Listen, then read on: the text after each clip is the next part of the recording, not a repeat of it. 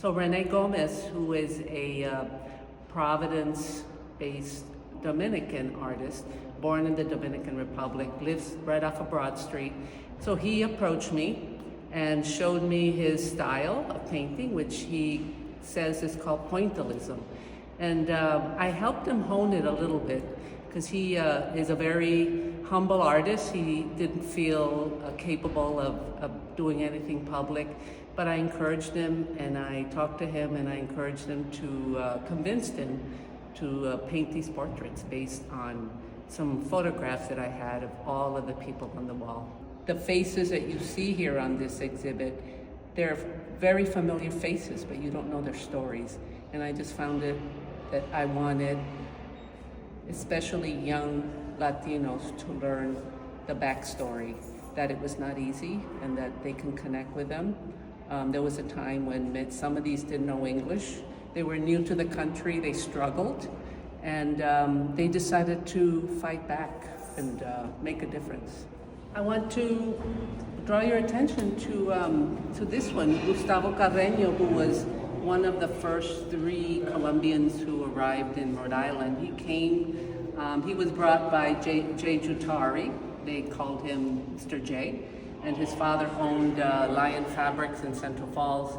And at that time, the textile business was slowly dying because there were young people who did not want to work. There were elders who were getting tired and they couldn't keep it. So he spent time in Colombia and he discovered that that was the textile capital of the world. So he brought 3 men, he recruited them. One of them was Gustavo, and he talked about the barriers he had. I mean, he was able to come to Rhode Island, and it wasn't until he walked into the textile mill that he finally felt at home because he was surrounded by the machinery and he knew how to run it. He said he could sit down and just start working. But then once he left the textile mill, he said that the struggle he had, speaking English, he came alone, he missed his family, he couldn't find his food. Just going to the grocery store and trying to understand what was on the shelves, whether it was cat food or tuna fish. Those were the struggles he had. And this particular portrait, it was one of the most recent ones, and René was moved by the story because he remembers that being something that some of his family members went through, the same struggles of language and finding work.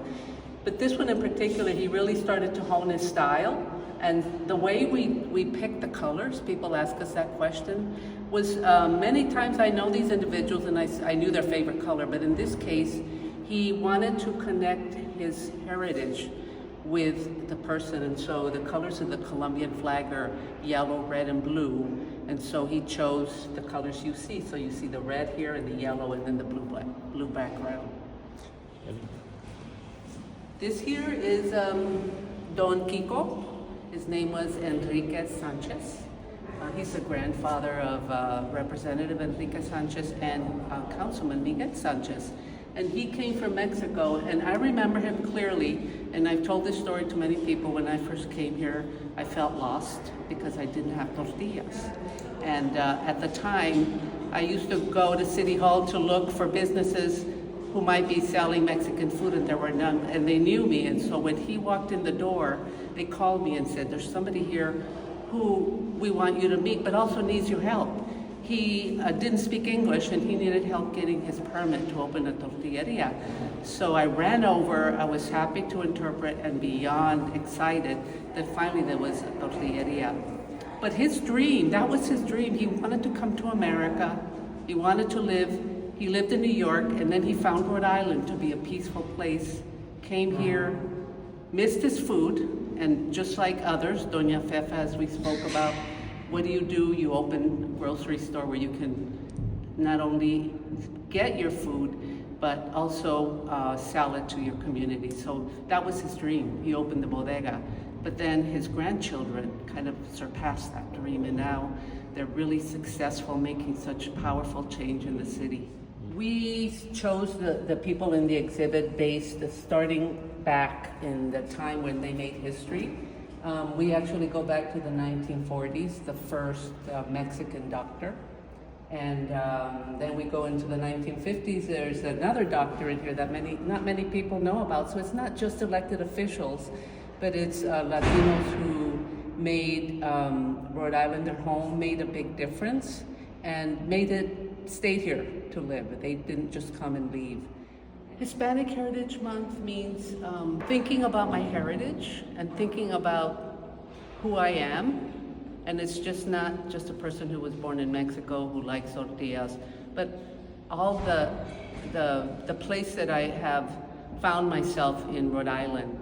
So it's proud to be a Latina and an individual who got as far as I did. As far as Rhode Island, I never thought that I'd ever be here doing this, doing what I have, and that's a question I ask some of these people when I see them. Did you ever dream of being the lieutenant governor? Did you ever dream of being a mayor? Even owning a bodega? And for me, it's just to be here and walk among the halls, surrounded by such important power, but also knowing that there are Latinos also in these same halls. I arrived on the mainland, and being from Puerto Rico, we call it the mainland, when I was 5, and I spent all my life here. But I think one of the challenges is that over the years, over the decades, even though I grew up in a house with Spanish parents, hablando en español, eating a lot of my favorite dishes, arroz con pollo, arroz con gandules, things like that, I lost a lot of it. I lost the stories, I lost the history, I lost my connection to it. And it's interesting now at this stage of my life, I'm reconnecting, sort of. I want to reconnect and I want to find that history. And sadly, a lot of my relatives have passed. So maybe those stories have died, but I got to try to find as much as I can. And just come back to and understand what it means to be Luis Hernandez. So, because I've been known as Luis Hernandez all these years. But yeah, as far as I know, as far as I can tell, that for me is what it means.